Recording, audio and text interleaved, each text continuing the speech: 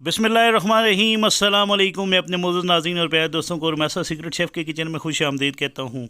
आज मैं आपके साथ चावलों से बनी मज़ेदार क्रीमी और गाढ़ी खीर की रेसिपी को शेयर करूँगा। ये खीर इतनी मज़ेदार और टेस्टी होगी कि आपको इस खीर को खाने को बार बार दिल करेगा और चावलों से बनी इस खीर का टेस्ट इंशाल्लाह रेस्टोरेंट की खीर से बेहतर होगा।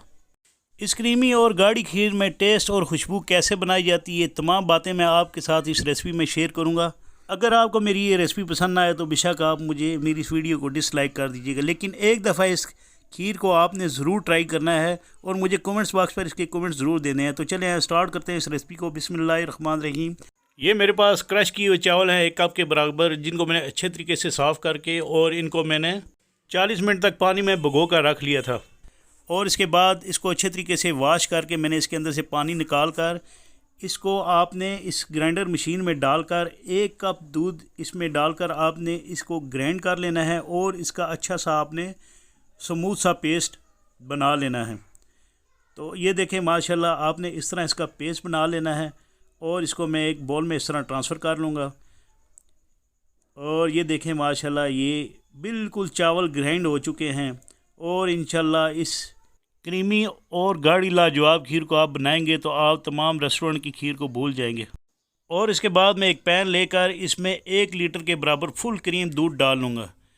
ये भैंस का दूध है। इस दूध को मैंने एक दफ़ा पहले बॉयल कर लिया था ताकि ये ठंडा हो जाए और इसके ऊपर मलाई की तह बन सके, और इस मलाई को भी मैं इस दूध में डाल रहा हूँ।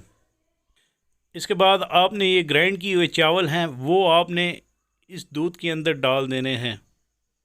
आपने इस दूध वाले पैन को चूल्हे के ऊपर रख देना है। शुरू में आपने चूल्हे की फ्लेम को तेज़ रखना है। जब इसमें बॉयल आ जाए तो आपने इसकी फ्लेम आस्ता कर लेनी। और ये हरी इलायचियाँ हैं 5 अदद, इनके बीज मैंने निकाल कर रख लिए थे और वो इसके अंदर डाल दिए हैं। इसके बाद आपने इसको लो मीडियम हीट पर पकाना है। और ये मेरे पास रेड करंट हैं। अगर रेड करंट नहीं है तो आप किशमिश इसमें डाल सकते हैं, कोई लाजमी नहीं कि आप इसमें रेड करंट डालें ही डालें। ये मेरे पास पड़े हुए थे तो इसलिए मैंने 2 टेबलस्पून के बराबर रेड करंट इसके अंदर डाल दिए। रेड करंट मतलब कि लाल वाले किशमिश। तो इसके बाद आपने इस तरह इसको स्टेयर करते रहना है जब तक ये थिक नहीं हो जाती। जब ये खीर थिक होना शुरू हो जाए तो आपने इसकी हीट जो है वो लो कर लेनी है और इसको कवर कर लेना है और आपने इसको मज़ीद 30 मिनट तक जो है पकाना है ताकि खीर मज़ीद थिक हो जाए, यानी गाढ़ी हो जाए।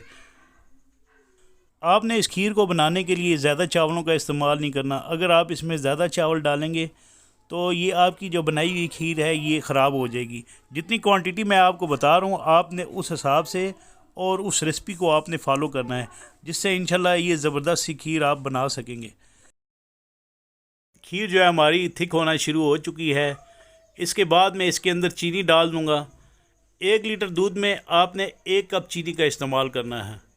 तो ये 1 कप के बराबर चीनी है और इसके साथ ये रेज़न है, ये 2 खाने के चम्मच के बराबर है। और ये खोया है, ये आपने आधा कप के बराबर डालना है। आप चाहें तो इसमें 1 कप का इस्तेमाल कर सकते हैं। और इसको आपने अच्छे तरीके से मिक्स करना है। और इसमें मज़ीद टेस्ट बनाने के लिए मैं आपके साथ एक टिप शेयर करूँगा। वो ये है कि ये हमारे पास ज़बरदस्त टेस्ट के लिए ये क्रीम डालनी है 1 कप के बराबर। खुशबू के लिए आपने इसके अंदर जो सीक्रेट है मेरा, वो आपने इसके अंदर डालना है वनीला एसेंस के चंद ड्रॉप आपने इसके अंदर डालने हैं, जिससे इस खीर का टेस्ट इंशाल्लाह बहुत ही ज़बरदस्त और लाजवाब होगा। तो ये वनीला एसेंस के चंद ड्रॉप मैंने इसके अंदर डाल दिए हैं। तो इंशाल्लाह मेरी रेसिपी को आपने इसी तरह फ़ॉलो करना है। और ये खीर जो है हमारी तैयार हो चुकी है। इसके बाद मैं इसको ठंडा कर लूँगा और इसको मैं थोड़ी देर के लिए रख दूँगा। जब ये खीर ठंडी हो जाएगी तो मैं इसके बाद इसकी प्रेजेंटेशन कर लूँगा। आपने इसको कवर करना है और इस तरह मैं इसकी प्रेजेंटेशन कर लूँगा। और इंशाल्लाह मुझे उम्मीद है कि मेरी ये बनाई हुई रेसिपी आपको ज़रूर पसंद आएगी। इसके बारे में मुझे कमेंट्स बॉक्स और कमेंट्स ज़रूर कीजिएगा। आपने इसके अंदर रेज़न डाल देना है गार्निश के लिए, किशमिश डाल लेनी है बादाम डाल लेने हैं, काजू डाल लेने हैं, और ये टॉप पे आपने इसके ऊपर खोया डाल लेना है।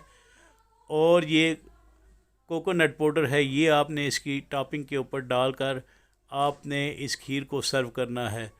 तो मुझे उम्मीद है कि इंशाल्लाह आपको मेरी ये रेसिपी ज़रूर पसंद आएगी। इसके साथ ही मैं आपसे इजाज़त चाहता हूँ। अल्लाह ताला आप सबका आमीन नासिर।